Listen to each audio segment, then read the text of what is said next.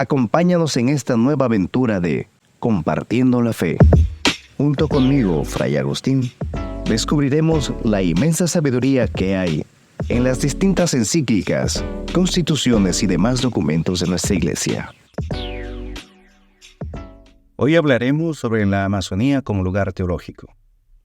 El pasado sínodo panamazónico considera a la Amazonía como un lugar teológico, es decir, un lugar desde donde Dios nos habla y se revela al hombre. Para muchos, considerar a la Amazonía con ese carácter resultaría hasta obvio. No olvidemos que el Concilio Vaticano I, en su documento Dei Filius número 11, menciona que la misma Santa Madre Iglesia sostiene y enseña que Dios, principio y fin de las cosas, puede ser conocido con certeza a partir de las cosas creadas con la luz natural de la razón humana. Porque lo invisible de Dios, desde la creación del mundo, se deja ver a la inteligencia a través de lo creado. Sin embargo, para otro grupo de teólogos, ver en la Amazonía un lugar de revelación resulta aún difícil de asimilar o por lo menos de aceptar sin poner porqués. En este breve comentario procuraremos exponer con palabras sencillas la hondura que tiene tras de sí considerar a la Amazonía como lugar teológico. En el diccionario de teología podemos ver que los llamados lugares teológicos son un conjunto de principios organizativos estándar que guían la tarea teológica. Con raíces en Aristóteles, la tradición retórica occidental hablaba de los lugares comunes como cuerpos de pensamiento ordenados, tales como los ejemplos históricos, citas útiles, figuras del discurso, que el orador o escritor entrenado ha adquirido y está preparado para manejar. En palabras más sencillas, un lugar teológico es un lugar privilegiado de la presencia de Dios, capaz de reflejar, percibir y transmitir su voluntad, en donde el teólogo obtiene material de reflexión sistemática sobre Dios. Es decir, el hombre debería poder encontrarse con él cara a cara. Desde un inicio, siempre se consideró a la comunidad cristiana, y en esa misma línea a la liturgia de la Iglesia, como lugares teológicos por excelencia. Ya lo recuerda Mateo: donde 2 o 3 están reunidos en mi nombre, ahí estoy yo. En la Edad Moderna, Melchor Cano consideraba 10 lugares teológicos, entre ellos la Escritura, la tradición apostólica, los concilios, la autoridad romana, la razón, etc. Otro lugar con la misma gravedad de presencia divina, aunque de carácter más profano, es la historia de la humanidad, porque la revelación siempre es encarnada. De igual manera, la creación, pues a modo de artista, Dios habría dejado huellas en ella que nos dejan intuir la existencia de un ser superior, creador del cielo y de la tierra. Así, por ejemplo, los incas y la creencia en el dios Sol. Incluso el teólogo peruano Gustavo Gutiérrez hablaba en los años 70 del pobre, como un nuevo lugar teológico, en donde el cristiano encuentra el rostro sufriente de Dios que le lleva a ser una opción preferencial por los pobres.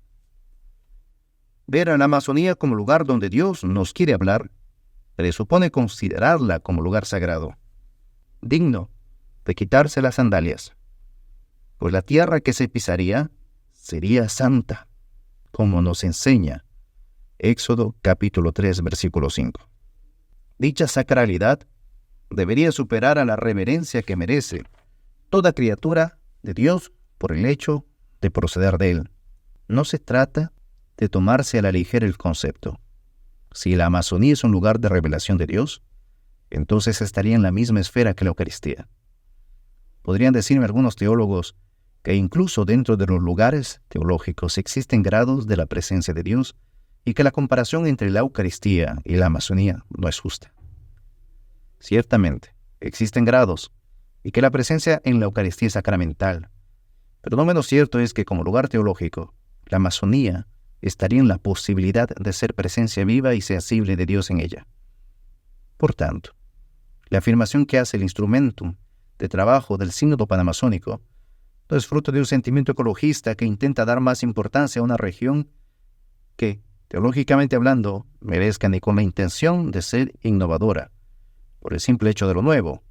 La afirmación presinodal intentaba plantear en ese punto una temática comprometedora y hasta escandalosa en todos los niveles de comprensión, desde el académico especialista en teología hasta el fiel que no tiene mayor preparación en ese campo. ¿Cómo lo hace? Ante todo, el lugar teológico recuerda al teólogo que no vive en el aire, que no hay un discurso neutro, sino que se constituye en el interior de un momento definido de la historia. Se elabora bajo determinados modos de producción material, ideal, cultural y eclesial, y se articula en función de determinados intereses concretos y no siempre conscientes. Es decir, configura su discurso, y lo hace por acción o por omisión, lo sepa o no. Esto incluye que las futuras reflexiones que se hagan a partir de la Amazonía tendrán un tinte muy propio de nuestra realidad. Si antes Latinoamérica se encontraba en la mirada de todo el mundo por el planteamiento de la teología de la liberación, tras considerar a la Amazonía como lugar de reflexión, podremos explorar una nueva vena de riquezas a nivel antropológico, sociológico, filosófico, teológico, etc., que siempre estuvieron ahí, pero que serían tomadas en cuenta con especial esmero y que nos volverán a poner en el centro de la atención mundial, tal vez con más fuerza que antes. Cabe mencionar que en esta región de nuestro país carecemos de una producción teológica propia desde hace mucho tiempo, y nuestra presencia se fue perdiendo de a poco, al punto que nuestra voz profética en este campo se hizo casi imperceptible. No existen teólogos en nuestra Amazonía.